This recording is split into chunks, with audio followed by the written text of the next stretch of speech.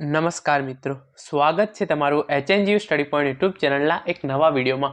મિત્રો, આજના આ વિડીયોની અંદર આપણે હેમચંદ્રાચાર્ય ઉત્તર ગુજરાત યુનિવર્સિટી દ્વારા સેમેસ્ટર 2, 4 અને 6 યુજીની અંદર અને પીજીની અંદર સેમેસ્ટર 2 અને 4ના વિદ્યાર્થીઓની જે પરીક્ષા લેવાનાર છે એ પરીક્ષાઓની અંદર અત્યારે કયા વિદ્યાર્થીઓના ફોર્મ ભરાઈ રહ્યા છે, આ ફોર્મ તેઓ ક્યાં સુધી ભરી શકશે, આ વિદ્યાર્થીઓની પરીક્ષા છે એ ક્યારે લેવામાં આવશે, એવી તમામ માહિતી વિશે આપણે આજના આ વિડીયોની અંદર વાત કરવાના છીએ।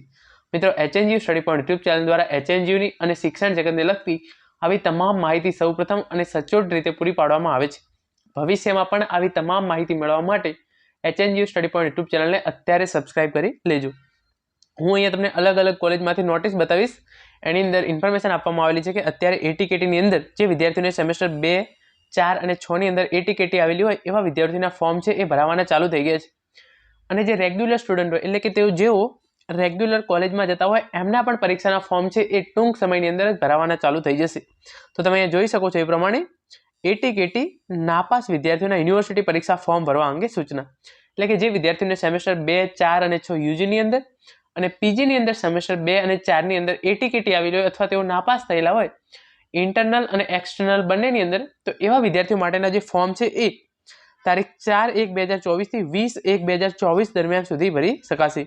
તો આ જે પરિપત્ર છે એ છે રાધનપુર કોલેજનો, પરંતુ આપણે જોઈએ તો દરેક કોલેજ દ્વારા અલગ અલગ તારીખ આપવામાં આવેલી છે, પણ તમે તારીખ 29/1/2024 સુધીની અંદર જો તમારે સેમેસ્ટર 2, 4 અને 6ની અંદર ATKT આવેલી હોય તો તમે એના ફોર્મ છે એ ભરી શકશો।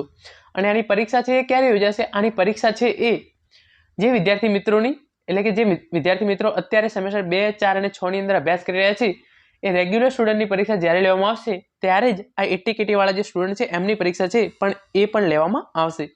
તો અત્યારે જે ATKT વાળા સ્ટુડન્ટ છે એમના પરીક્ષાના ફોર્મ છે એ ભરાવાના ચાલુ થઈ ગયા છે।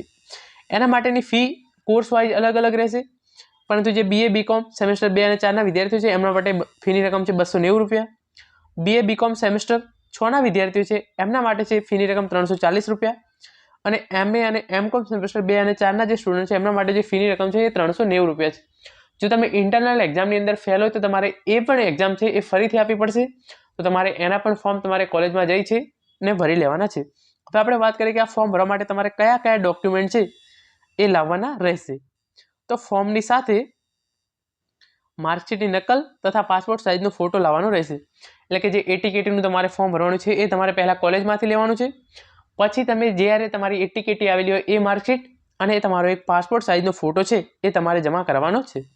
આ વાત થઈ ગઈ કોલેજ 1ની। આવી તમામ કોલેજો દ્વારા સૂચના બહાર પાડવામાં જ આવેલી છે કે ATKTના જે ફોર્મ છે અત્યારે ભરાવાના ચાલી રહ્યા છે। આની પરીક્ષા છે જ્યારે પણ રેગ્યુલર સ્ટુડન્ટની પરીક્ષા લેવામાં આવશે એના સાથે સાથે જ આ ATKT વાળા સ્ટુડન્ટની પરીક્ષા છે પણ એ પણ લેવામાં આવશે। તો તમે 29/1/2024 સુધીની અંદર જો તમારે સેમેસ્ટર 2, 4 અને 6 યુજીની અંદર અને પીજીની અંદર સેમેસ્ટર 2 અને 4માં ATKT આવેલી હોય તો તમારું પરીક્ષાનું ફોર્મ છે એ ચોક્કસ ભરી દેજો અને તમારી એક્ઝામ આપીને તમે તમારું ગ્રેજ્યુએશન અથવા પોસ્ટ ગ્રેજ્યુએશન જે બાકી રહી ગયું હોય એ પૂરું કરી શકો છો। Thank you so much for watching. આવી તમામ માહિતી મેળવવા માટે ચેનલને અત્યારે સબસ્ક્રાઇબ કરી લેજો। Thank you so much.